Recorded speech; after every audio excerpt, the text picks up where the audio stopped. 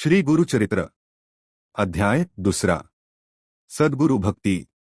ब्रह्मदेवाने सृष्टीची रचना केली, 4 युगे निर्माण केली। आतापर्यंत कृत, त्रेता आणि द्वापार युगे होऊन गेली। सध्या कलियुग सुरू आहे। ब्रह्मदेवाने कृतयुगाला सांगितले, तुझ्या काळामध्ये सर्व लोक सदाचाराने वागतील, खोटेपणाला स्थान नसेल। ब्राह्मण वेदविद्येत निष्णात होतील, सर्वजण आपापली कर्तव्यकर्मे निष्काम भावनेने करतील। त्रेतायुगामध्ये लोक यज्ञयाग करत होते, शास्त्रसिद्ध धर्माप्रमाणे आचरण करत होते। त्यानंतर द्वापार युगाला सुरुवात झाली। या काळातील लोक युद्धप्रिय होते, ते शस्त्र चालवून युद्ध करत। काही लोक क्रोधी होते, तर काही कोमल अंतःकरणाचे होते। यानंतर कलियुग सुरू झाले। या युगाचे अधिकारी ब्रह्मदेवाला म्हणाले, मी तर अविचारी आहे, अशा वृत्तीच्या लोकांशी माझी मैत्री जमते, विद्वान लोकांशी माझी मैत्री जमत नाही। त्यावेळी ब्रह्मदेवांनी त्या महापुरुषांना सांगितले, जे लोक देव व ब्राह्मण यांची पूजा करतील, सत्य आचरण करतील, दानधर्म करतील, त्यांना तू कोणत्याही प्रकारचा त्रास देऊ नकोस। जे लोक धर्मग्रंथ वाचतील, कथापुराणांचे श्रद्धेने श्रवण करतील, तीर्थयात्रा करतील, त्या सर्वांच्यावर दया करावी। प्राचीन काळी गोदावरी नदीच्या तीरी अंगिरस ऋषींचा आश्रम होता। अवतीभोवती रम्य निसर्ग पसरला होता। या आश्रमात वेदधर्म नावाचे एक श्रेष्ठ ऋषी वास्तव्य करत होते। त्यांचा वेदांताचा खूप अभ्यास होता। ते मनोभावे देवपूजा करीत। त्यांच्याकडे लांबून अनेक शिष्य वेदविद्या शिकून घेण्यास येत असत। त्यामध्ये दीपक नावाचा एक सदाचारी शिष्य होता। त्याची गुरूंवर अपार श्रद्धा होती।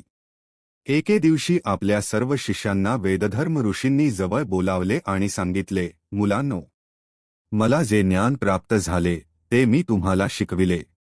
माझ्याबरोबर तुमच्या तीर्थयात्राही पूर्ण झाल्या। माझ्या अंतःकरणाला अजून पूर्ण शांती लाभली नाही। माझ्या अंतरंगातील पाप पूर्णपणे नाहीसे होण्यासाठी मी काशी क्षेत्री जाऊन साधना करणार आहे। त्यावेळी मला मदत करण्यासाठी कोणाची तरी आवश्यकता आहे।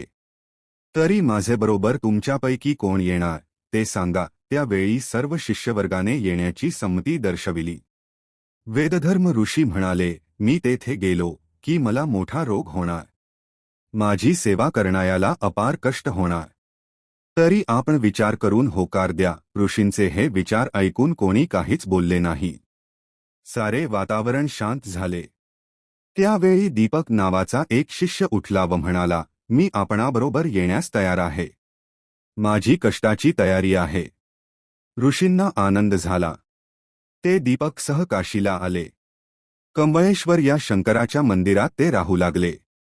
ऋषींना थोड्याच दिवसांत मोठा रोग झाला व दीपक गुरूंची मनोभावे सेवा करू लागला। शांततेने, शुद्ध अंतःकरणाने सेवाकार्य सुरू होते।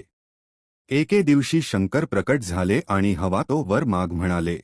दीपकने श्री शंकरांना नमस्कार केला आणि तो म्हणाला, मी स्वतःहून काही मागणार नाही, गुरूंच्या आज्ञेशिवाय मी काहीही कार्य करत नाही। दीपक आपल्या गुरूंची सेवा करत होता। एके दिवशी विष्णू प्रगट झाले आणि तुला हवा तो वर माग असे म्हणाले। दीपक म्हणाला, निःस्वार्थ भावाने केलेल्या सेवेतील आनंद हा सर्वश्रेष्ठ आहे। माझ्या हातून सद्गुरूंची अखंड सेवा घडावी असा मला आशीर्वाद द्यावा। दीपकने घडलेला सर्व प्रकार आपला गुरूंना सांगितला। शिष्याची अपार निष्ठा पाहून गुरूंना आनंद झाला। अशा प्रकारे 21 वर्षे निःस्वार्थ बुद्धीने दीपकने गुरूंची सेवा मुकभावाने केली। 21 वर्षांनंतर वेदधर्म ऋषींनी स्नान केले। ते रोगमुक्त झाले। त्यांनी काशी विश्वेश्वराचे दर्शन घेतले। ते परत आपल्या आश्रमात आले।